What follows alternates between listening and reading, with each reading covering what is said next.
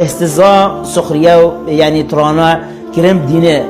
بسلمانه وبشكل كي عام چه جنكا بسلمان چه زلام بسلمان دين كسكي ملتزمه كسكي خدان ايمانه كسكي خدان عبادته كسكي چجم چه زلام يعني اطاعه خدا پیغمبر خودت صلى الله عليه وسلم دبي هندك مروفا ايمان دارن بس ايمانك ضعيف دبي هندك ايمان داره يعني بايمانك ضعيف دي صعوبات خو ترامي خو استهزاء خو شخصانه كد اجا كسي مثلا دي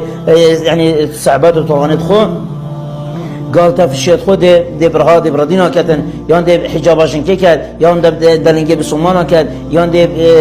عبايشن كي كد يان دي خماراشن كي كد بيچاشن كي هو هني حرامه گناه استهزاء كرين قال ايمان داره امزان اگه که الشخص جاهل نبي نظام نبيتن بيجش اول من بابات الكفر ده انسان ده بي كافر بي هر تشتكي شوان تشتكي سنه يعني شريعت ده قرآن بيروز و سنت پیغمبر خدا صلی الله علیه و سلم ام استهزاء بكن ام صعوبات و طغیانات بكن دش اسلامتی چی نداری جا سواک بي جا هر تشتكي حتى نویج بي حتى زکات بي حتى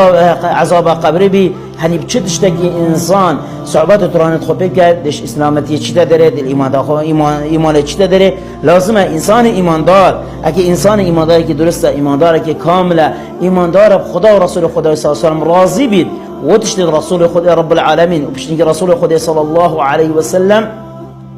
بوما اینا و بوما دانا و بوما يعني بیان کرده اگه ام پیرازینه به صحبت و طرانت خوب بکن یعنی ام پیرازینه اگه ام استهزاء خوب یعنی ام پیرازینه دم ما استهزاء بکن ام صحبت و طرانت خوب بکن به کافر بین دش اسلامتی چی نداری دبی ام هشیار بین جا انسان ایماندار او کسی کو حد تشتکی که رسول خدا صلی الله علیه و سلم و رب العالمین و بشنی رسول خدا صلی الله علیه و سلم دانا